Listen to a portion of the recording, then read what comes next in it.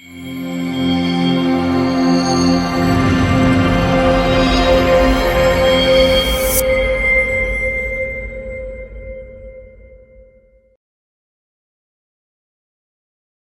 before I start, I just want to thank you for inviting me back to finish this off. Last week was really good for those who joined in. Those who are here for the first time, I'd like to welcome you. And I will give a little brief background of what we did last week so you can just catch up and understand what we've covered, which will explain what we're covering today. But before I do that, I would just like to touch on what Tosin was talking about just now about gratitude. One of my mantras is that gratitude is a must. We have to be grateful for everything we have. We have to be grateful for the businesses we have, the people we have within our businesses, the people who speak into our businesses. I believe that as part of having faith and being a Christian, we have to give our businesses to the Lord. And, sometimes things do get difficult, things get hard as we enter the next season of ending the year. We are tired, we are fatigued. Sometimes the numbers are not adding up the way they should have added up. And it's okay to feel sad. It's okay to feel upset or angry at whatever's happening within our businesses, because those are very valid feelings that God has actually given us the ability to feel. So it's not a bad thing to feel sad or upset or angry. The question is, what are you going to do with those feelings? That is going to determine where your business or your situation is going to go. So I would just like to encourage you before we start that our businesses are very important, and we are worthy to be running these businesses and to be in these spaces. So we must always celebrate the small wins, just the small wins, being able to pay a salary, or being able to buy something with some profit, or being able to just restock. Celebrate your small wins. Maybe you didn't make your $1 million target, or your $100,000 target, or even your $10,000 target. Whatever that target is, whatever you made towards it should be celebrated. So I'd just like to encourage you about that before we start. So we're going to go into part two, where we've been talking about financial insights for entrepreneurs and business owners. And I know some of us are in full-time employment, but we like the idea of running a business one day, or just the idea of being equipped. Like Tosin mentioned, it is important to just understand money. I don't know if any of you realize that money actually has a language. And what does money say about you? How do you behave around your money? Are you a debtor? Are you a creditor? Are you a lender? Does money just come in and go out? Does it disappear? So money actually has a language, and it's important for you to understand that language. And I think that's a separate topic altogether. But just bear that in mind when you're working with money, when you're using your money. What is your relationship with money? What language is your money speaking? Are you always borrowing? Are you always not giving back or paying back what you've borrowed?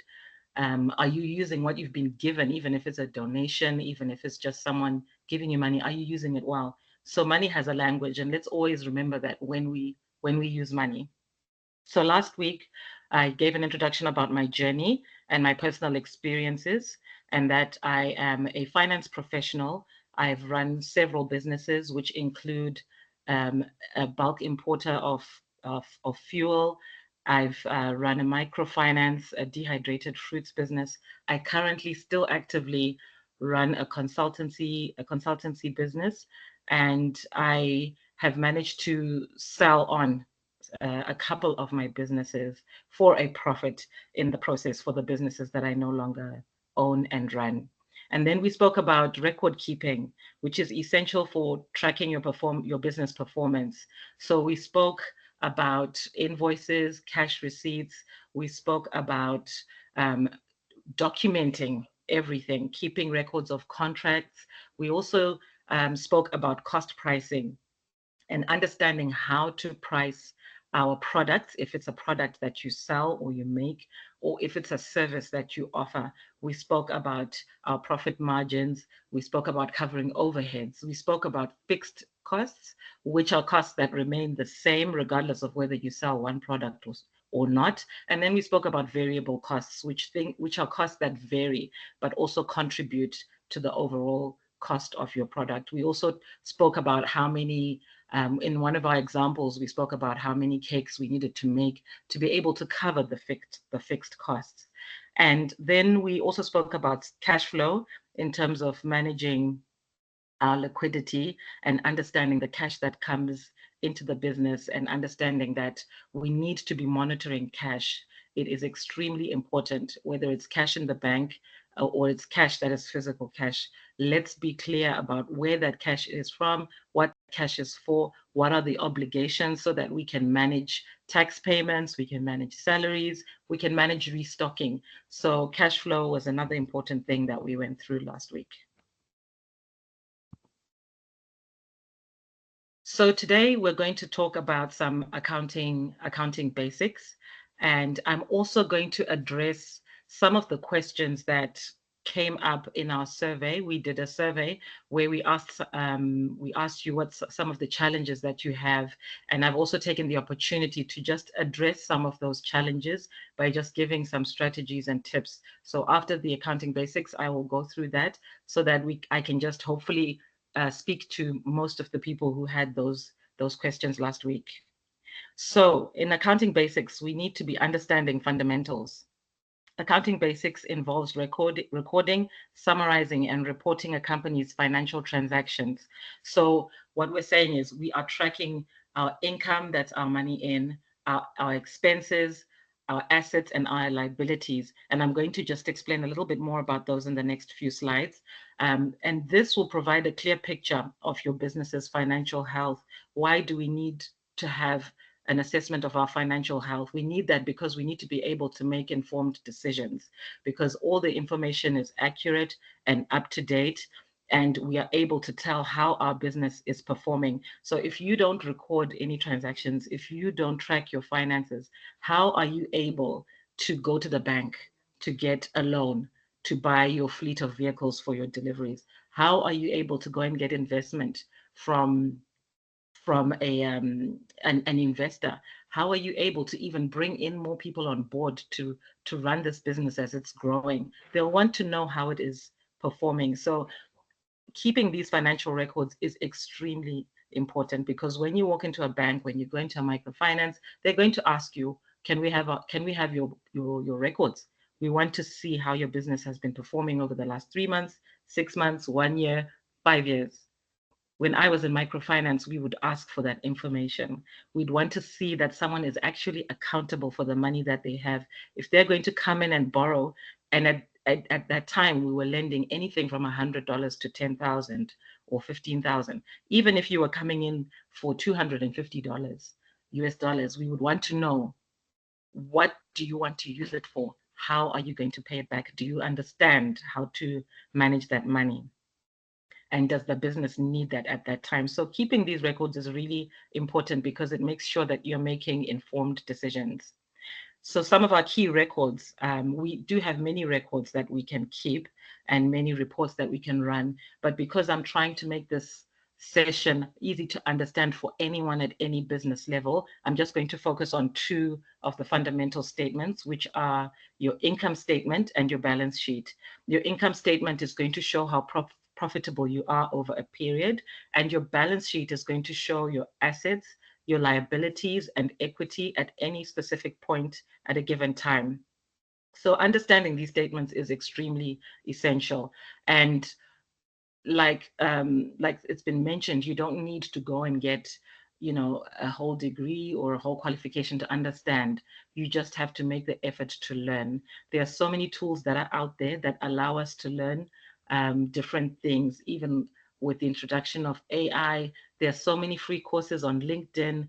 There are so many spaces. You can never learn too much, especially when it comes to things that matter to you, like your business or your money. So I'd also encourage you that even if some of this already seems overwhelming, try and find very easy programs to go through that will take you step by step, and you can just have an appreciation of it. Even YouTube, there are so many podcasts There are so many things that are available to us now. Some of us don't even need to leave our homes to get degrees these days. You can do it online, right? So the same thing can happen with equipping yourself. You can do it online, and you can just start attending some of these courses and sessions to be able to equip yourself to manage your business better. So we're going to start with the income statement. So an income statement shows your business's income and expenses over a period. It can be a week, it can be a month, it can be a quarter, it can be half a year or a year. So an income statement will show you how your business has performed in terms of income and expenses over that period that you are looking to report on. And it starts with total revenue, which is basically your money earned. So on the right-hand side of my slide, I'm also just giving an example. I'd like you to think about your businesses as you're looking at the example. What is your revenue? I.e., where does your money come from? If you sell a service, if you sell a product, that is your revenue. That is your money in. And then we have to look at costs of goods sold or the cost of services. So if you've got products, you've got the cost of the goods that you've bought to prepare the product. That goes under your cost of goods sold. If you've got a service, like for example, maybe you might be a travel agent, it's the cost of the ticket from the airline that goes under cost of sales because you have to buy it, make a profit and sell it to get your revenue. So you also have to think about the costs that you incur, which then form your cost of goods sold or your cost of your cost or your cost of sales. When you subtract your cost of goods from your revenue, you have what is called gross profit. So you take your revenue, you take your cost of your sales, and then you get what is called gross profit. Now, this gross profit is meaning that is your general overall profit so far. But remember, last week we spoke about overheads, we spoke about fixed costs, we spoke about variable costs. So most of your variable costs, some of them will go into the cost of goods sold, some of them won't. And then the others, like your fixed costs, are going to come next. And they're normally classified as expenses. And with our expenses, we now look at things like rent, we look at salaries, your marketing expenses, your utilities, your legal fees, subscriptions, transport cost, courier cost. It depends what expenses you actually have in your businesses, and it changes from business to business. So this list will definitely be very different for each and every business, but you need to understand what expenses you are paying. Maybe you might be paying for security. You might have a guard, or you might be paying for transit services. I don't know. There are things that you'll be paying for that are paid either on a daily basis or as and when you need the service. These are what we call business expenses. So you need to remove or subtract those business expenses from your gross profit so that you can actually see how much is left. And that is what we will call your business's actual profit. So in simple terms, in very simple terms, there may be accountants in the call, but we're not going to talk about things that are not cash related. But in simple terms, if it was a cash based business only, and you're accounting for it simply just by cash in and cash out, your net profit should speak a little closer to how much cash you actually hold.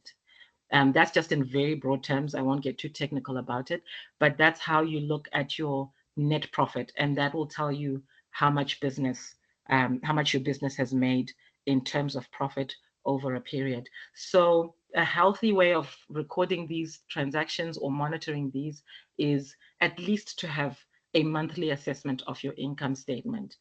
If you're someone who needs to be on top of things and needs to understand, you can do that weekly, or you can do it monthly. Why that is important is because you'll be able to see how you go into the next month, how much your business has made. Did you make enough money to cover all your expenses, or you had to subsidize, or you were now no longer able to fulfill some orders? And when you look at your income statement over a period of time, let's say it's over 6 months or over 12 months, you'll start to see a trend. You'll start to see a trend to say, okay, in January when we started, this is how much we made in terms of profit. We were more profitable in the month of March, depending on your service. I know in some countries, our tax returns and things like that are due around April or May. So maybe some consultancy business, accounting firms, they might make a lot of revenue probably in the first quarter of the year because people are coming for the business, and maybe they don't make much money at the end of the year. So if you're tracking your income and expenses as a consultancy firm, you're able to see when the peak periods are for your business. And it's also important to understand why it was peak or why you made the most in that month. This is also part of your record keeping. Reporting is extremely important because you need to be able to understand why there is that trend. Maybe you're just running your business by yourself, so you're only looking at it for yourself. But some of you have businesses where you have a team and you have partners, you have directors, you have people you need to tell how the business has performed. In instances like that, you're able to explain better by saying, okay, this month our profit was 25,000, but last month it was 50,000. It was because of X, Y, and Z. Last month it was because there was a surge. The winter has started and we've sold so many more hot water bottles than we normally do. That's why last month it was higher, for example. So it's important that you understand what is also driving your expenses. So whilst we're looking at our income statement, we always want to be profitable. We always want to make as much money as we ethically can. So what we need to do is to understand what is driving our expenses. Some things will remain constant. Things like your rent likely will remain constant for the duration of your lease, for example. Salaries, again, give or take, they should remain fairly constant. If they don't, you should be able to tell why. And so when you're looking at your expenses, another good thing to do is to understand the drivers of your expenses. Understand why the marketing cost was higher this month than last month. Understand why the utilities are higher. Just because the utilities, we just don't have to pay them because we have to pay them. Understand also why you're paying them. Did you manufacture more? Did you use more electricity? Did you have to do a consultation for a new contract, in which case you've got legal fees? So understand why your expenses are the way they are. Like I mentioned earlier, money has a language. Understand what is happening in your business and what is driving the costs, because I believe that will also assist you in making better decisions. Do you think that the expenses that you have in terms of salaries warrant the amount you're paying people for the income you actually get? So it's also important to understand and be clear that if I'm paying 20,000, I'm happy paying 20,000 because I can cover it with my expenses, and people are being paid well. So really look at your individual businesses and see what is a cost that is going to be high or is going to be fixed or is going to be as it is because of the nature of your business. If you run a business that is very social media centered, then marketing cost might be a really big cost for you. So whilst it might be really big, it's a relevant cost for you because you have to be selling online. You've got an e-commerce business or something like that. So understand that what your expenses are and what they mean to your business, and if they are necessary, and if you need to adjust them, if you need to streamline them, if you need to invest in more efficient ways of managing your expenses. Now we move on to the balance sheet. A balance sheet is a snapshot of your business's financial position at a specific point in time.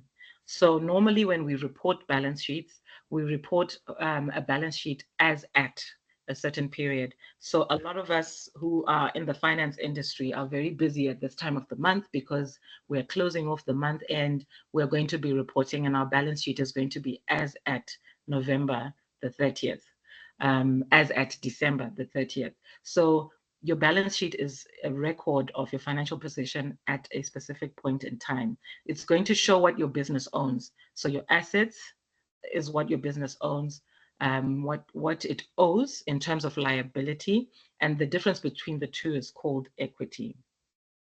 Assets are things that are of value to your business, or what your business owns, such as cash. So cash is an asset, including your bank, including your balances on credit cards, if you have business credit cards, that all falls under your cash. And then you have inventory, which is basically your stock.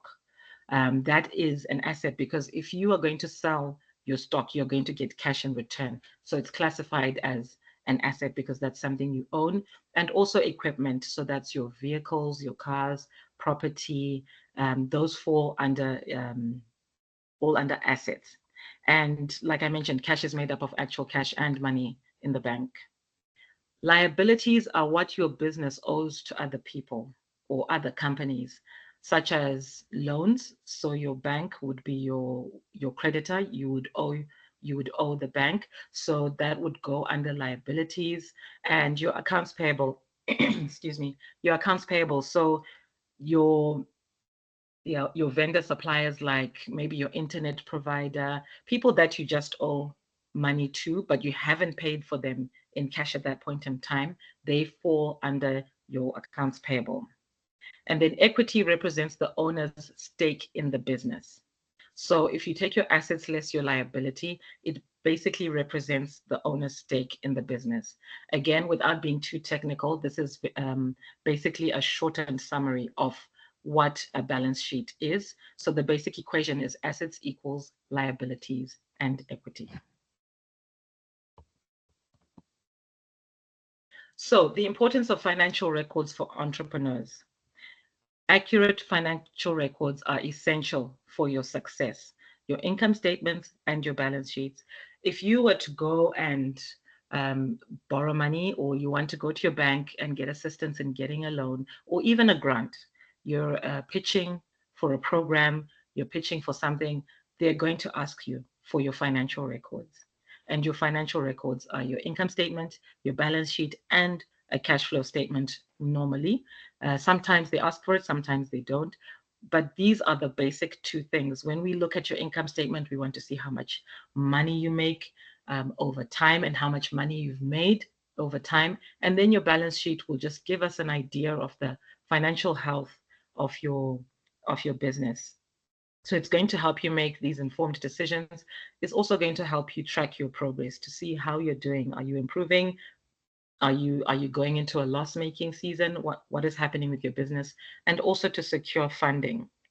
So when you maintain these records, it becomes crucial for accurate internal reporting as well. So again, if you're within a business where you report the performance of the business, you want it to be accurate. So you want it to be in a good presentation, which comes in the form of income statements. If I am part of a business, I don't want to hear by someone saying to me, oh no, we're doing well, we made $10,000 last month. I want to see, where did we make $10,000 from? I want to see records that speak to the number of invoices that were raised. How many customers gave us 10,000? If it's a consultancy business, was that one big client or was that 10 small clients? So it really helps for internal reporting and also for you to be able to improve where you need to, or to see where you need to make an effort and where you need to concentrate on more in terms of making your business more efficient.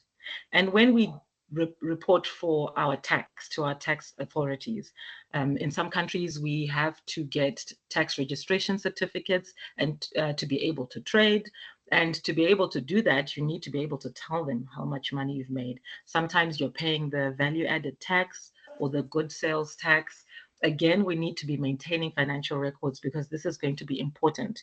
If there is a query, if there is a request, you want to be able to give that information very easily without having to worry about what to do.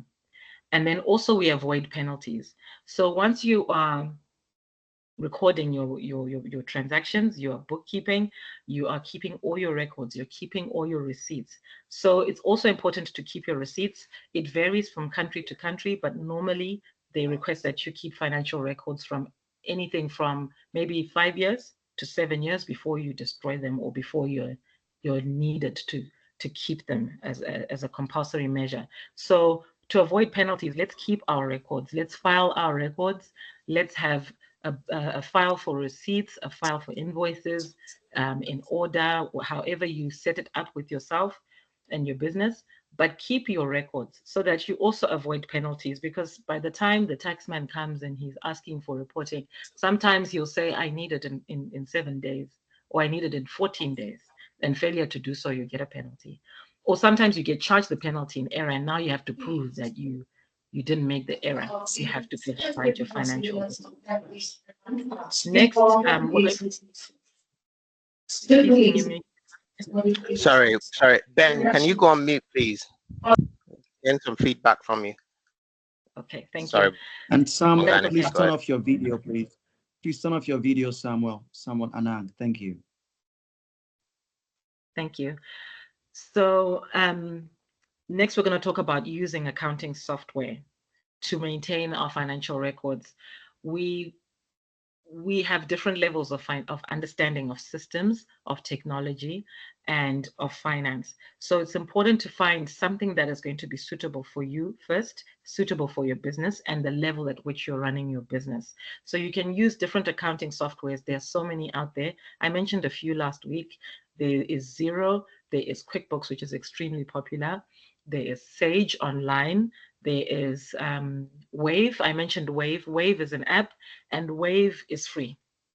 And you're able to just download it on your phone and be able to at least raise invoices, be able to send a receipt to a customer. You'll be able to even just share it straight to their WhatsApp right in front of them, depending on how you operate. So even when you're on the go, you can have some of these systems on your phone now. You don't need to be on a computer, but the important thing is to have something. You can even use a spreadsheet. I know from our survey, some of us are also using spreadsheets to keep records, which is a very good starting point.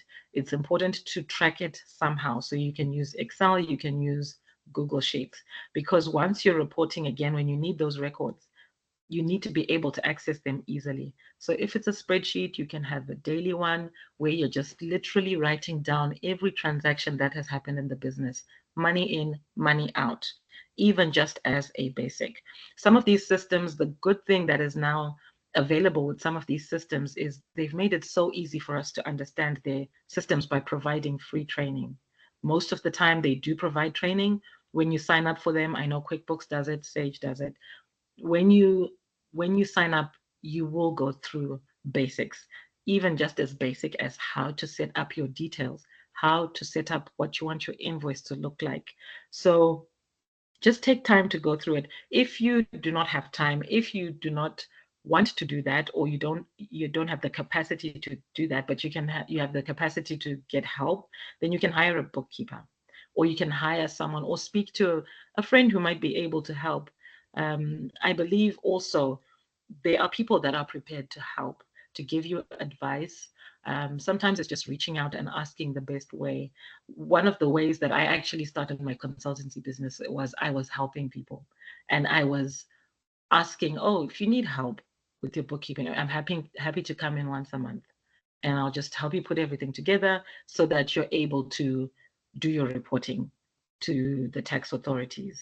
And it's just as simple as that. In terms of, some people are there that can help, but if you want to learn and equip yourself, there's no reason why you can't. I know some of us are in careers right now, and we are also loving to learn and to acquire new certifications. You can actually get a certification from QuickBooks, from Sage, and that's something that you can put on your CV. I'm QuickBooks certified. I did the course. It was all online. I would do it from my phone or from my laptop in my spare time. So some of these things are important in terms of trying to get to the goal we're trying to achieve, which is maintaining good, accurate, clean financial records, so that we become consistent in recording our transactions. So next, we're going to talk about access to funds. It was something that came up as a question and a point that people wanted to know what to do about securing funds or resources for their business needs. And when we're looking at accessing funds, we're talking about the ability of the business to obtain financial resources. So you can get financial resources through loans, investments, grants. I know we've got some non-for-profit organizations within the group. Sometimes you need to be able to get a grant to be able to continue doing the business that you're doing. you need this type of funding because you're not making a profit. So you need a grant or other means. So having funds is important for startups. Usually when you're starting up, depending on the nature of your business, some businesses just need capital. They just need money. If you are going to buy and sell clothes, it won't need as much of a startup capital that you would need if you were going to start a microfinance, or if you were going to start a manufacturing business. So for startups, access to funds is very important. Now, whether it comes from within your own resources, or you need to go to a bank, or you have an investor, or you're getting it from friends and family, you need the funds, which is again where that financial record keeping comes from. Where you'd want to be able to do a forecast. So understanding an income statement and balance sheet is still important, even if you haven't started your business, because if you're going to borrow money from somewhere, they're probably going to ask for that information in terms of a forecast, in terms of a projection. What is your income statement going to look like if we lend you 10,000 or if we lend you 100,000? What is your forecast? And give us an income statement for the next 12 months, including a balance sheet. So it's important that you also understand these documents, even if you're not in business and you intend to start. We also need money when we want to expand within our businesses. So maybe our business is now growing and you are now trying to scale up in terms of your production or in terms of your volume, in terms of your reach. And you need those funds to just be able to inject into the business to do that. So maybe you might want to be taking your business to another city or another town, and you might have some setup costs that you have. You will need access to funds for that if you don't have the funds within your business from your profit. So borrowing, it has positives and has negatives, just like anything in life. There's always a pro and there's always a con. So you always have to understand why you need the money. Can you afford to get the money? And how are you going to repay the money? So it's always important when you're looking up, it's exciting sometimes to think, oh, I'm going to start a business and I think I need 20,000. I'm just going to go to the bank and get the money. It's important to understand what you need the money for and how you're going to repay it. And is your business going to be able to repay that money? Sometimes it's unexpected. Sometimes within the business, something happens, it's unexpected, you need the money.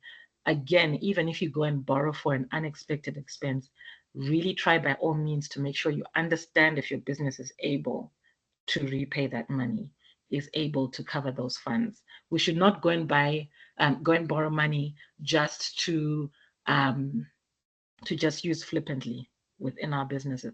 Even if you really feel that I want to make my business premises look much better, I think I should just break down this wall, or I should just go and buy new furniture and do this and do that. Again, understand your money and understand if you make enough money to go and borrow that much at that point in time to be able to do this exercise, and if it's actually necessary. I was speaking to a business development bank manager recently. I think it was last month, and there's so much money available for business startups. And one of the things that he said was an issue was that people then borrowed this money before they've received their first dollar. And because the fund is there, because the grant is there, because they're trying to meet their numbers and you look good on paper, they will lend it to you. But you haven't made your first dollar. So are you confident that when you make your first dollar, you can repay back $50,000 that you've borrowed? So make sure that when you're accessing funds and you're putting your paperwork together and you are putting your business case forward in a business plan, that you understand that your business is genuinely projected to make money that will then cover the repayment of these funds that we borrow. The last thing you want really is to then be in debt and to then be unable to pay back. And then that again is a whole headache on its own, and it can make you bankrupt. So it's important to really understand the need for access to funds. Who doesn't want money, right? But let's be very intentional, and let's be sure about what we're doing when we are borrowing money. So some of the challenges in securing funding that businesses face, particularly small businesses, I think this is common all over the world, that small businesses always have that extra challenge of accessing funds as compared to a tried and trusted brand or a business that's been in business for 5 years. You're in your first 6 months of business and you need to borrow. Some of the challenges that you face are is securing the funds as an entrepreneur because you're new in the business and you've got limited credit history, which really makes it difficult to qualify. So I mentioned earlier that I ran a microfinance, and one of the things we would ask for is your business history. We want to see that you've been operating for a year. We want to see your bank statements. I've spoken about bank statements last week, about recording transactions. And basically, if there was limited credit history, we were not very keen. But because our business model was also tailored to small businesses, because we were a micro lender, we would consider it. But this is where it comes in. The financial record keeping and even the projection and how realistic it looked made a huge difference. Did the person understand why they were coming to borrow money? And then lenders also require significant collateral. So when you go to your traditional banks, your commercial banks, they usually want some sort of collateral. They want something that you'll be able to give them that they can hold. In the event that you default, they will sell to be able to cover your loan. So sometimes they want your title deeds for your property, for your house, or for land that you have. I know most microfinances and micro lenders accept vehicles, but sometimes they want you to leave the vehicle with them. I know in some countries the Reserve Bank is involved with microfinances in terms of how you register assets. So you get to keep your vehicle, but it's now registered and it's on a system somewhere, and they're saying that, okay, Bongani has borrowed for their business or for their personal, and they've given a car, and this is the registration number, so that if another lender does look up, they will see that this car is already tied up. So as small businesses, we also face that challenge, because where we may be comfortable giving our title deeds for the loan, we may not have title deeds for that. So that is another challenge that businesses face. And also loan applications and financial documentation can be time consuming and frustrating. Why would it be frustrating? Because we don't understand what documents are needed, how they need to be presented, what information is needed. Again, I'm taking you back to financial record keeping and just having a basic understanding of what the documents are, so that you're able to put this together and you don't spend too much money hiring an external person. There's nothing wrong with doing that. You can get someone to help you with the business plan, but get them to help you when you understand the numbers they're talking about. Because it's one thing to get that business plan pinging in your email, but with numbers that don't make any sense to you. So it's important to understand that, and also to have that patience. I think with this particular challenge, I know it's a frustrating challenge. It is time consuming, but it is important, because you need to understand what you are putting together to be able to access your funds. Because when you are re-looking at how you're performing with that money and how you're repaying, if you're maintaining your records, you'll be able to tell if that is working or it's not working. So solutions for accessing capital. One of the things you need to do is you need to build strong relationships with lenders and financial institutions. So by building relationships, what are we talking about? Know who your banker is, who is in charge of your account, have regular conversations. I know we are placed in various places all over the world, so our banking institutions are quite different from country to country. But at the level you can, go and speak to your banker. Understand what is available for businesses. If they say, look, why don't you go and trade for X amount of months and then come back? That is what you need to do. It is something that requires your patience. If you're really serious about creating wealth and building on your businesses and being something in the market, you also have to have that patience, that it doesn't happen overnight. So build strong relationships, find out if there are any programs. Some banks do a lot of programs in terms of entrepreneurship training, SME training. There are so many associations out there now that are speaking towards businesses, small businesses and entrepreneurs. So take part in those things and start to have relationships.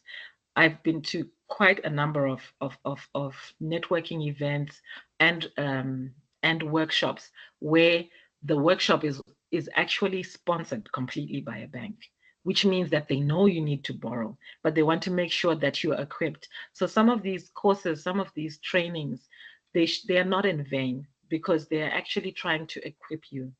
One of the things that's important to me is, does this person understand their business model? They understand their numbers. So if they're able to be trained by a program, then you can borrow. I'm part of an organization where we've got about 300 women that we try to empower to start their own businesses, to run their own businesses, to make money, to save. And there are so many trainings that they have. Every Wednesday, there is a training that is had about something to do with business or even just your mental health, but it's mainly about business and how we can make progress in the business world. So when we've then had some workshops, we've had banks that are prepared to come and sponsor certain events so that they can find their future customer, but they need to know their future customer is educated enough to be able to manage their business. You don't have to be an accountant. You don't have to be a finance person, but understand and know your numbers. Then also another solution is just providing detailed projections and well-structured business plan so that you do show that you're able to run your business and that you're able to make a profit and that you're able to pay back the money that you intend to borrow. So preparing for borrowing money is such a crucial step, and I think we take it so lightly sometimes because we just think, oh, well, I'm just going to borrow $200. Yes, but prepare for it. Understand what it means. And then preparation for a successful funding application will require a solid business plan where you talk about what your business is, what do you want to do, who is on your team or who's going to be working in the business, how are you going to be competitive, how are you going to market the business, how are you going to make the money. So that all comes in to a business plan or a business model. And then accurate financial records, including your income statements, your balance sheets. These are crucial for demonstrating your financial stability and your responsible management. Can I get a yes if you can hear me and if we're together? Yes. Yes, Okay, yes. Okay, thank you. Okay, next we're going to be talking about managing debt as an entrepreneur. So when you borrow money, you are going to be in debt. Debt means you've borrowed money, right? So managing debt as an entrepreneur, we're talking about using debt for your growth. We've talked about your expansion or whether it's a startup. You also use debt to improve your credit. So where there is credit monitoring in the country where you borrow, that is also another way of showing how good you are at borrowing money and paying it back, being able to improve credit. The banks will also check. So even if there isn't a credit registry, just simply your own account and how it behaves at the bank, your bank is going to be assessing your credit worthiness by looking at your ability to pay your interest on time, to be able to make your installment plans with no issues. And with banks, it's also really important, or with anyone you borrow with, it's also really important to make sure you make your repayments on time, because that again speaks to your ability to manage money and to manage your business operations. And then debt is used to manage cash flow.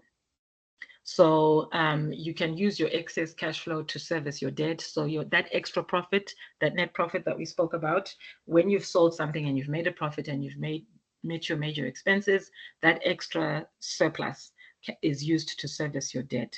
And then also you can use debt for profitability. So consider long-term costs and interest rates when you borrow. Now, with borrowing, your traditional banks and your commercial banks will typically have very reasonable interest rates and probably the lowest in the market, whatever low means in your country. And you'll find the micro lenders might have a slightly more increased interest rate or a very high increased interest rate, depending on the capping of interest rates in your country. And it's important to understand that where you borrow the money from, does it make sense with the interest rate that is being charged?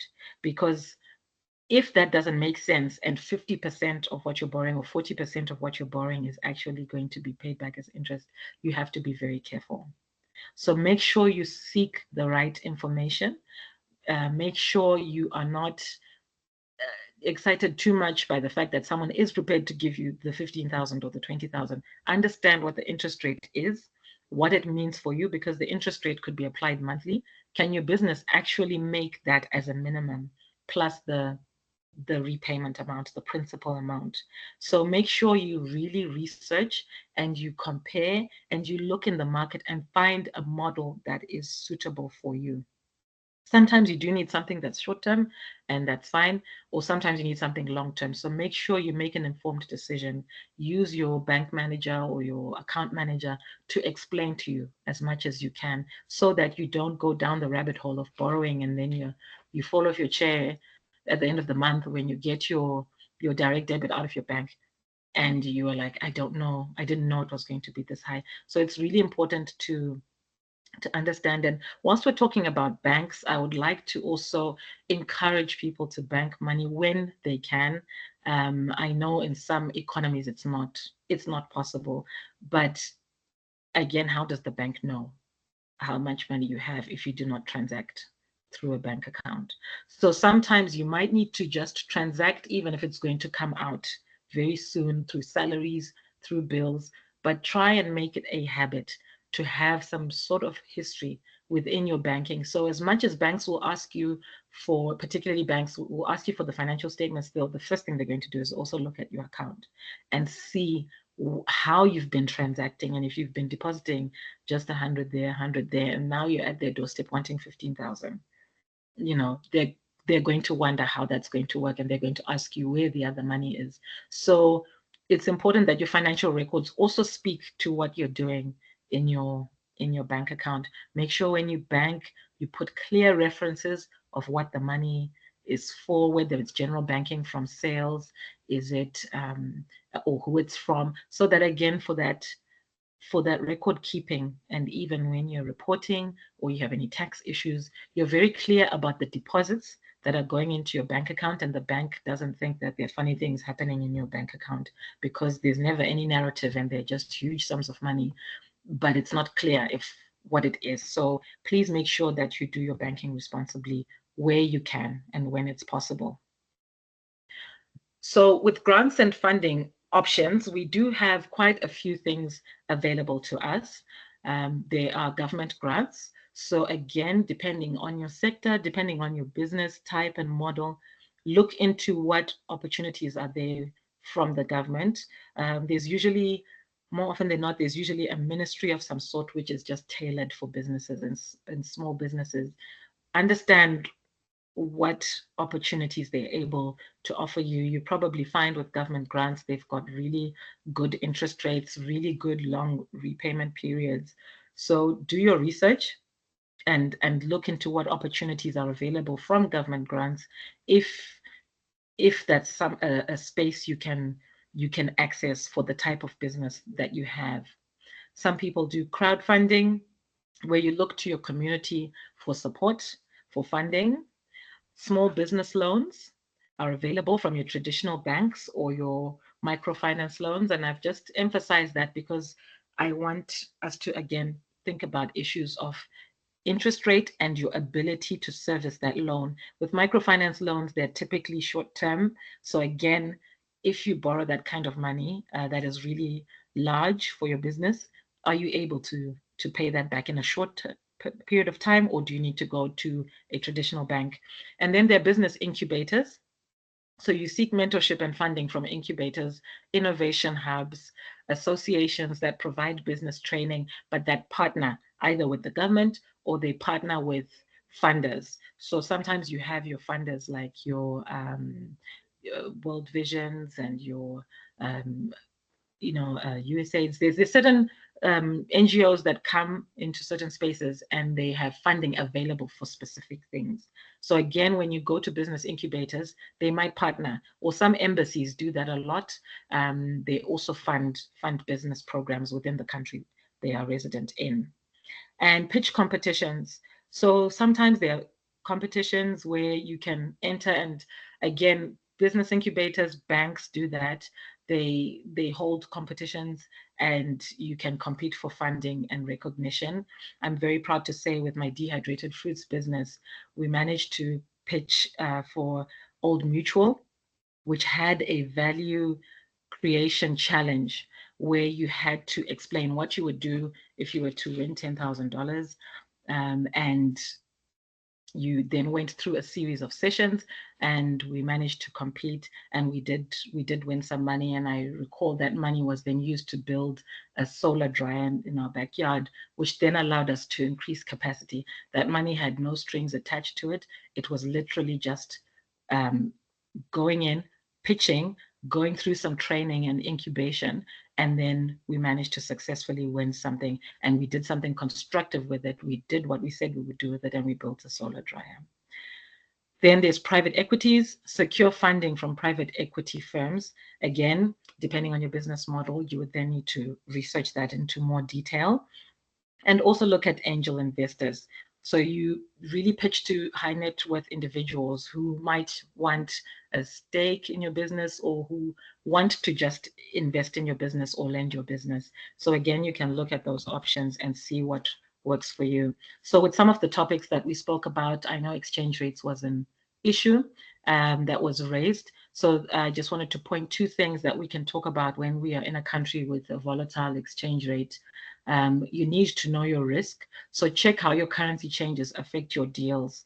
So when you're doing your pricing structure, which we spoke about last week, we talked about having a profit margin. So some of the things you need to do is understand your costing structure, understand what the variables are, and then once you know that, you can adjust prices and you can add extra or a reasonable buffer for your currency changes.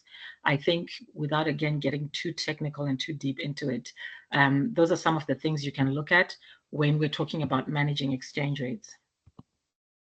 And then tips for rising costs and impact on profits. So yes, costs are forever rising in some of the economies we're in, and it does impact our profit, because today the flour is $2 and by next month it's going to be $2.50, and so that is already impacting our profits. So materials usually have a high impact on our profit. And how do we mitigate that? We buy in bulk, we negotiate better prices with our suppliers. So you speak to your supplier and say, look, I've been buying my flour from you for this month, for this long. Can I have a negotiated rate where I always get 10% or I get 5%? So having relationships with your suppliers and your customers, a good relationship with them is important, because then you've got a platform to be on to be able to try and negotiate better pricing, because they'll always want your business. So if they value you as a customer, then you do have some room to be able to negotiate. Explore the alternatives for more cost-effective materials. Again, look at things around the market, see what else you can do in terms of getting an alternative that can also manage your materials cost, and improve your inventory management to reduce waste. Do you know that there is X amount of stock in your warehouse? Or do you know how many kgs of flour you have? Do you know how many notebooks you have in your stock? Or if you've got a stationery store, whatever it is, do you actually know all your stock amounts? Is that the case? And is there a system that's telling us how many books are in the bookshop? So it's important to make sure your inventory management and your stock management is up to scratch, because that will also let you know whether you really need to go and restock or you don't. Labor has a medium impact on your profit. So with labor, you need to improve efficiencies through process optimization. What we're saying is look at the processes that you go through to sell your service or to make your product. Where can you improve the process to make it more efficient and not use as many man hours or labor hours or casual workers or time, if you're paying people based on time? And invest in training and development. I believe we need to always equip people. It's nice when you're a co-founder or you're the CEO of your own business and you've got people working for you. But if you don't invest in their training and their development, then it's very hard for them to help you achieve your goals and to have the same vision as you or to buy into it if you do not invest in training and in development. It doesn't mean you need to send them off for the 3-day workshop at a resort for $1,000, but you need to give them training yourself if you can, or you need to bring in someone who can just speak to things like customer services or how to make the right product for whatever industry you're in. That is a really important step, because I believe that will also speak to improving efficiency when they know what they're doing and they know why we're doing it. They know what target we're trying to achieve. I think that will also help you manage your labor costs. And then automate your tasks where possible. Now we've got so much technology. There are certain things that we can do away with. We've got virtual assistants. We've got apps now that operate like virtual assistants.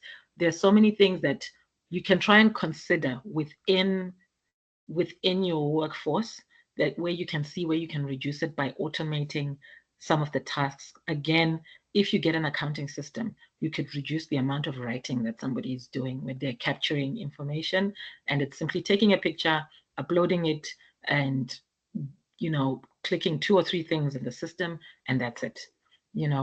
So look at automating your tasks where possible, and consider outsourcing non-core functions. So things like bookkeeping, marketing, there's some things that you might not need a whole person sitting there, but you can actually get somebody or another business to help you with digital marketing and things like that. We are all business people and we all want to get somewhere. So if you also have a chance of giving someone else business to help your business, I think, that is also another way to go. And you try and see how you can work together reasonably. And then something that has low impact on your profit is overheads, but you also need to look at it, which is to cut unnecessary expenses, negotiate better rates with your vendors, explore more energy efficient solutions. So again, if you're in an economy where you might have electricity shortages and things like that, or water shortages, you have to consider when is the best time for me to be running my production line so that I don't have a generator on the whole day. Maybe we do production overnight. Do we do it at the weekend? Try and look at options that make things more energy efficient. If you're cooking something, do you need to be, if you're baking, if you're in catering, to be using a gas oven or an electric one? And then reduce waste and improve your resource allocation. Then gathering market information was another question that came up. How you can do that is by doing surveys.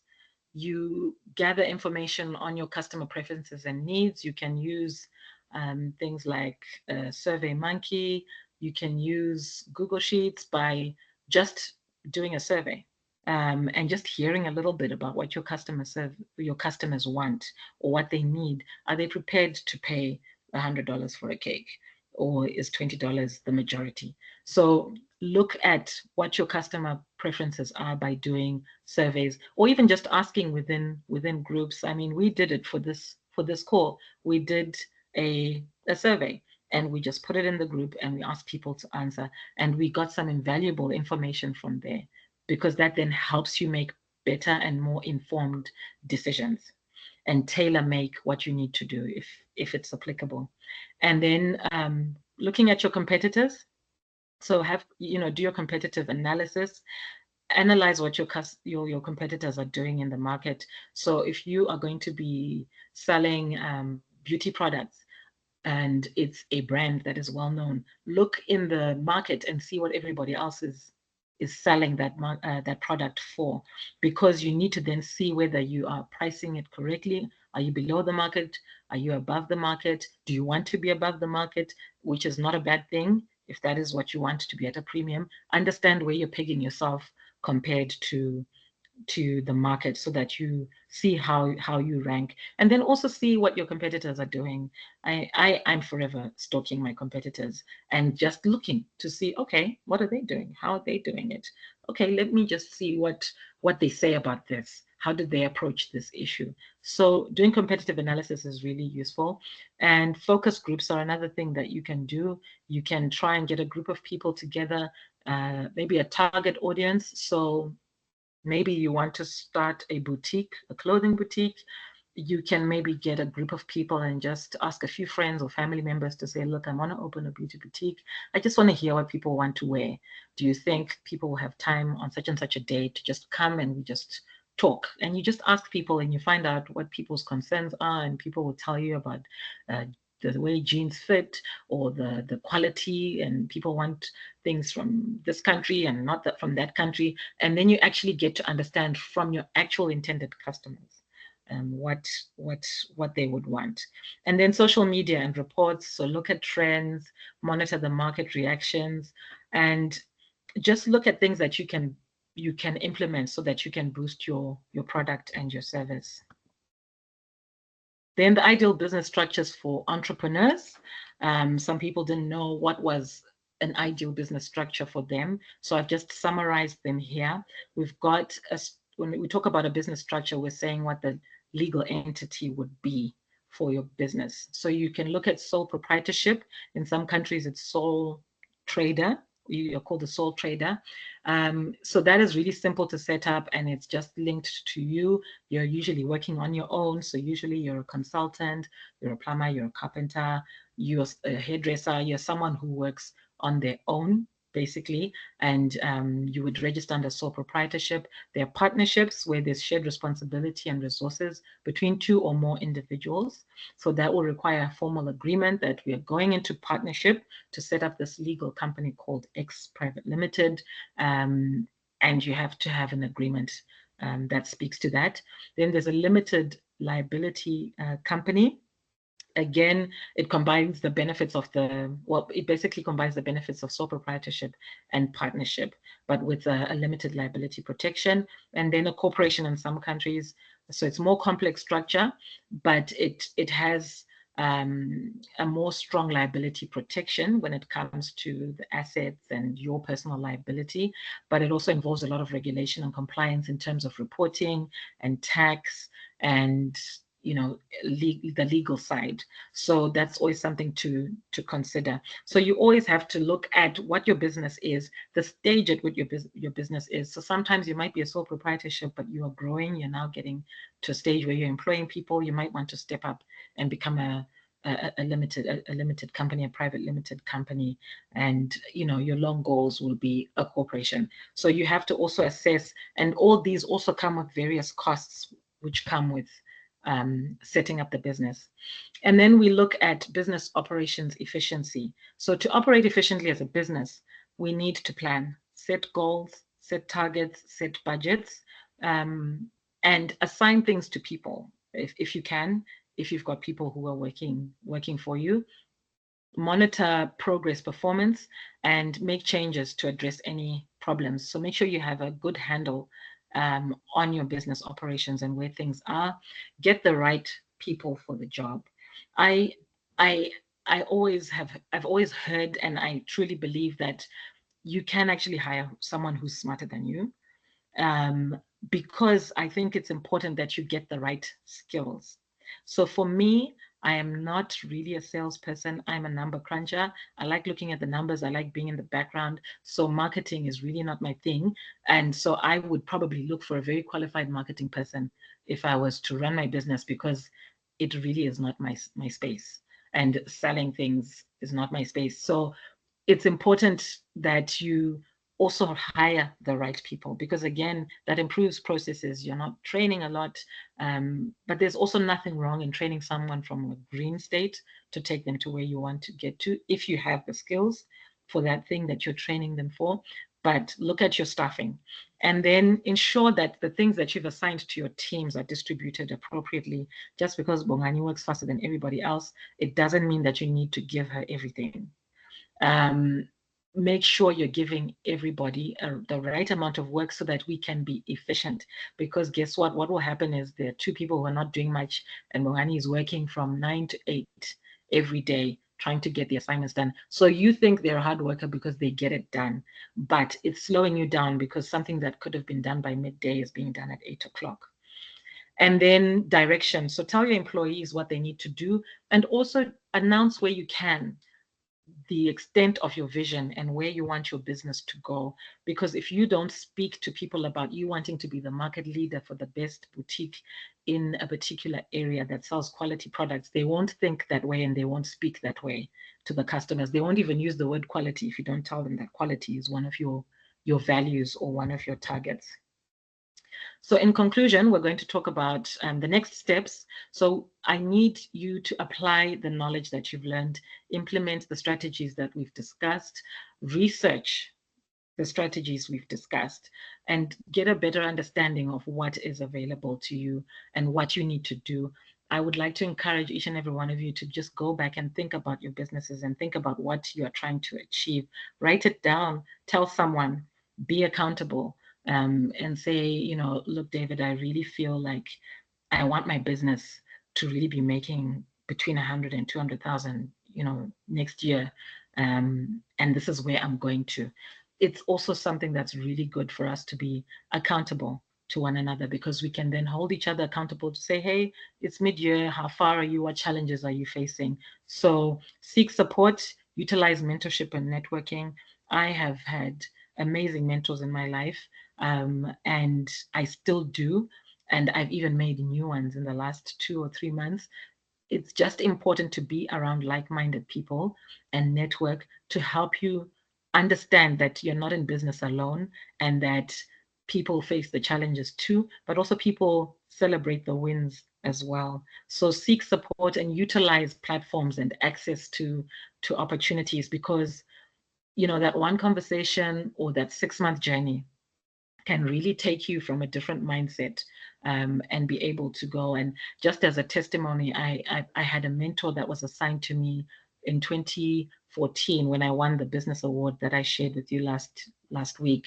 And I was assigned a mentor, and I had taken part in a training program, and it was a Richard Branson program. And I still have that mentor up to today. I was messaging her last week. I've spoken to her about everything that would pertain to running a business. And I remember at some point, she even allowed me to be the face of a business that she wanted to run. And she entrusted me with that. And I helped her in a business. So you never underestimate the power of networking and relationships, because you don't know where that will take you. Because in that space, whilst supporting and working for her, I managed to gain a lot of confidence. I managed to travel a little bit to a few workshops and conferences and represent a business and a brand. But essentially, because she knew, I guess she knew she had equipped me with the right tools, I was able to execute what she needed. And that gave me a lot of confidence to be able to run my own business. And then continuous learning, stay informed about trends, always read, always ask questions, always keep learning. There's so many free tools out there. Let's use them. Let's take advantage. We don't need to be paying thousands. Let's just take advantage of the things that are available to us at the time that we need them. And then remember, I said these 3 things last week. Successful financial management is a continuous journey. Be sure to review your finances regularly and adjust as needed. And it is an ongoing process. You're always going to be doing something. There's always something around the corner, whether it's good, whether it's bad, whether it's a surprise. There's always something. So be prepared. Always make sure that you are in tune with your business. But I believe that to do that, you need to be in tune with yourself as well. So it takes us back to being grateful, to celebrating our small wins, to understanding that sometimes we have setbacks, but it's an ongoing process, and we get up and we start again. Have I had businesses that have failed? Yes, I have. And it's not an easy place to be, because when you start, you think this is the business. This is going to make money for me. This is going to sort out all my problems. And then it doesn't work. And then you find yourself closing that business. And, people are like, oh, what's happened to your business? And you're having to start again or make another plan. So it's really important to make sure you're also protecting your mind space and understanding what you need to do to get your business to where it gets to. And sometimes you might need to change the business. You might need to stop the business. It doesn't mean that when we've started businesses, we have to see them to the death. But if it does not make sense, if it's not working, and you truly believe that at this point you've done all you can, there's a lot more to be said about stopping and starting again, stopping and reassessing, or seeing how you can diversify. So maybe the cake business is not going very well. Maybe you might need to look into teaching cake baking and trying to make your money from that. So try and see how your skills and what you bring to the table can also help you if you need to change the direction. We believe that God leads us, right? And we believe that God's will needs to be done. We are trying to achieve what his will is for us in our lives. So again, sometimes we might be going down a trail, which is actually just us wanting to do it because my neighbor is doing it and I want to do it.